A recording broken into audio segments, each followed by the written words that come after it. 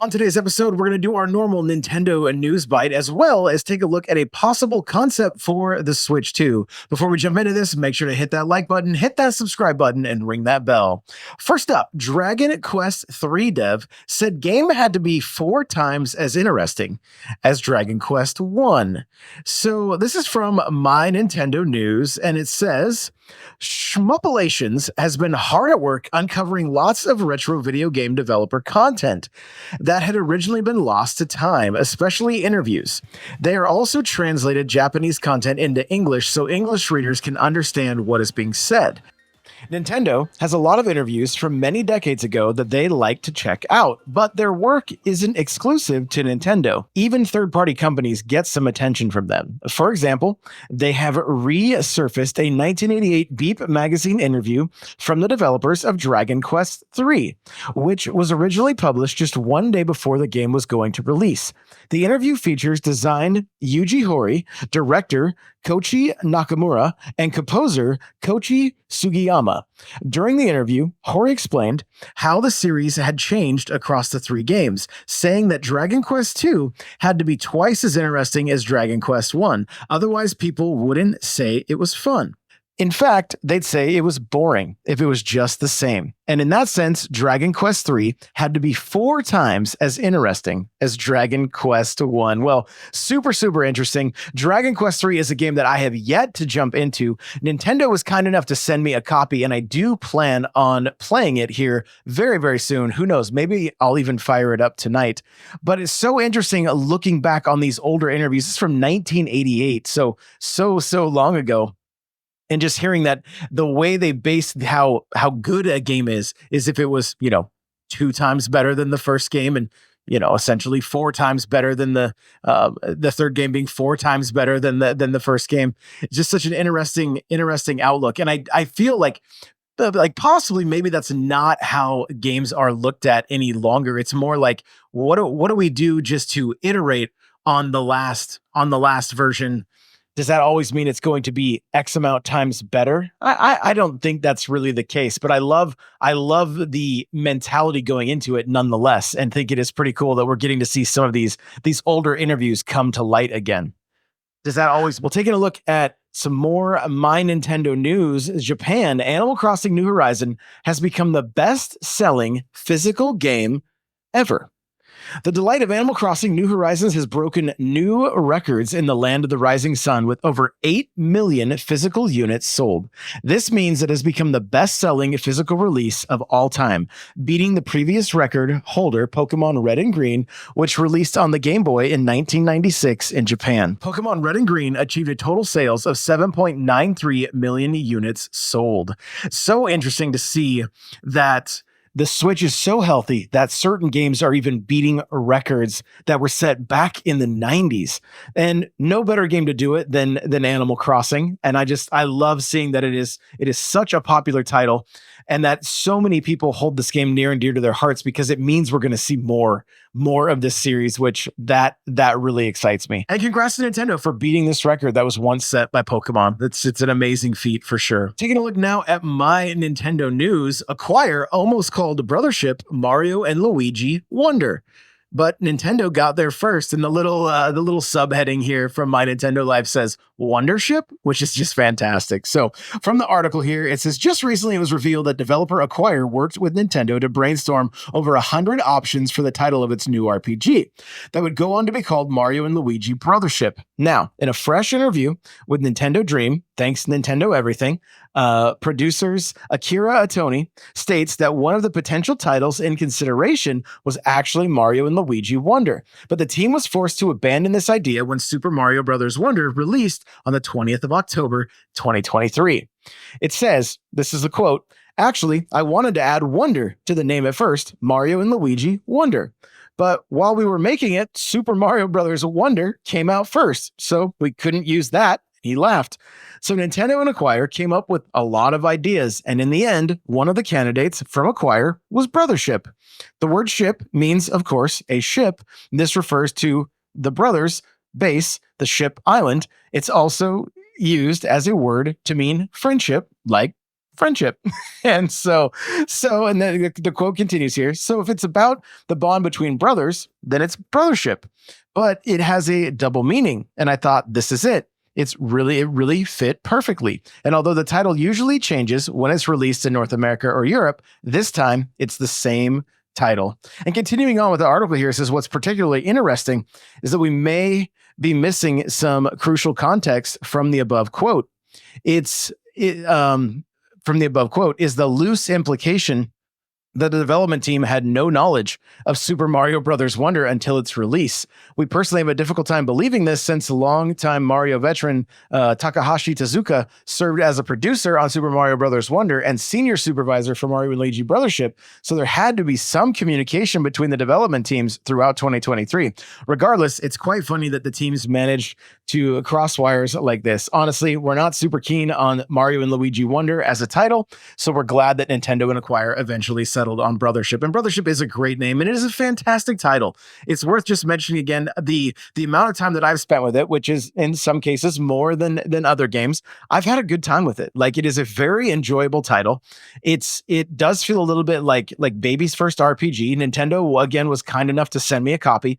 And I've enjoyed my time with it and plan on continuing to complete it. And I do want to let you guys know that I have a very special video coming out soon where I'm going to rank all of the Mario games on Switch. And of course, Brothership will be on that list. So really looking forward to that video coming out soon, that podcast, so that I can hear from you guys and you guys can let me know how I did. And we're going to be doing these ranking episodes a lot more often. So be ready to let me know some of your thoughts and opinions, because it's going to be fun. It's going to be a lot of differing opinions and it's going to be great. I cannot wait.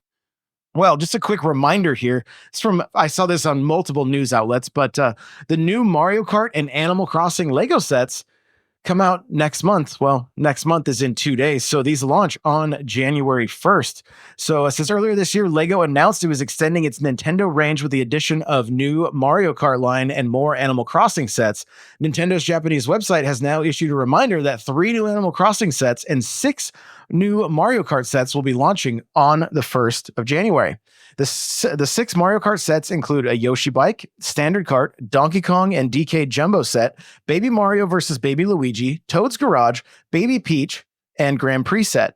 As for Animal Crossing, the new sets include Stargazing with Celeste, Leaf's Caravan and Garden Shop, and the Able Sisters Clothing Shop. And then they've included a handful of pictures here as well. And I'll be honest with you, I was really hoping that these weren't going to be tied to the Mario toy line, that they were going to be their own Mario Kart line, and we would see like some real intricate builds of some of the, you know, some of the more famous karts within Mario Kart.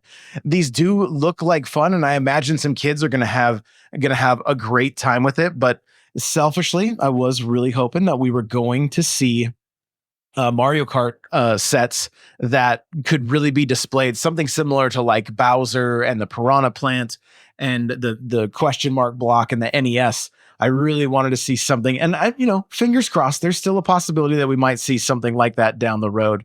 As far as the Animal Crossing sets go, they do seem to be smaller sets, and they look fantastic, honestly. Well, that is going to do it for our Nintendo News Bite. Now, let's head on over to these concept images from what could potentially be Nintendo's next handheld. And this is over on the Switch 2 subreddit. And from the post here, it says, "This is not mine. Original poster on X at Elmar _ TJ captioned it with this: how about the Nintendo Switch 2 dock? According to the leaks, it looks better. Keep in mind that some things are merely speculative and they are not part of the leak, such as the back cover." Thoughts? I think it looks good. And so I'm just going to kind of go over what these look like and give my thoughts on them here. There are a few things right off the bat, just looking at the the initial image. And if you're watching the video here, you can see that the switch kind of sticks up out of the top of the dock a little bit more. So maybe that screen could be used for something. And this, to me, looks like it's a little bit too far based on the other renders. And again, I'm only basing it off of other leaks, so we really have no idea whatsoever. But it does seem to me that it looks a little bit ill proportioned. Like, I don't think the final build would look exactly like this. I could be wrong, of course, but that's just my gut feeling here, that it would look a little more streamlined. Something that I love, that I absolutely love, and I think is also very necessary. On the Joy-Con, they've added colors to the arrows, and I would love to see this, because I don't know if you guys have experienced this, but when you're playing with just a single Joy-Con, especially with somebody that maybe isn't a gamer, and you're like, yo, just press A, just press B, and they're using the left Joy-Con and it's nothing but the arrows. They're like, what's B?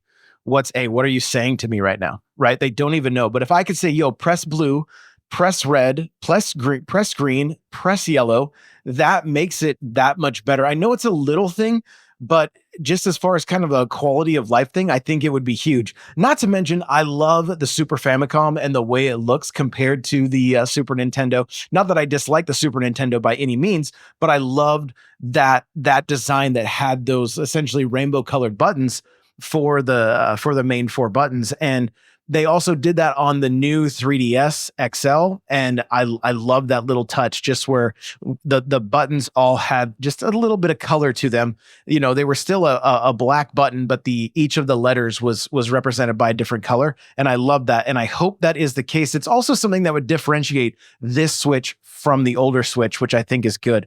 Looking at the logo, I'm fairly certain at this point that this is what the logo is going to be. It is going to have the 2 Joy-Con in the logo with the 2 next to it, and Nintendo Switch underneath it. Overall, I think this design looks fantastic. Whether it is completely real or not, we don't know. Now we're taking a look, of course, at the back side of it, and you can see that there is essentially a shell put over the back, similar to how we have with the dock now, and it kind of just rounds it out and makes it look pretty sleek, and it's got kind of a cool look to it. You can see the vents there, and obviously your cable management will be coming out the side, and then 2 USB ports on the side as well. So again, to me, and obviously I'm sure this person is very pro when it comes to doing this kind of stuff. It looks like it might stick out a little bit too far, but again, that's just literally, that's just my thought. Possibly, I could be wrong. Next up, we're kind of looking at it from the side, and we can see, the color buttons on the right Joy-Con, and we can also see more of that shell on the back of the dock. And again, it's just to keep everything uniform, because if you think back on the leaked image that I'm showing on the screen right now, but if you're just listening, that it looked like it was missing a piece. And it looked like there was a possibility for something to clip into an open area. And when I go to this last picture here, and as you're going to see right here, this is what that leaked photo that we saw looked like, with the back shell missing from the back of the dock. That would, of course, take care of all the cable management and whatnot that is similar to the original dock. So this is probably the nicest looking render that we've seen yet. Again, it's pure speculation. This is just somebody's render based on the leaked photos. So there's no validity to this whatsoever, other than what those leaks have shown. And if you like the looks of this potential Switch 2, I'd love to hear your thoughts. Let me know in the comments, whether you're on YouTube or Spotify, and we will see you in the next one.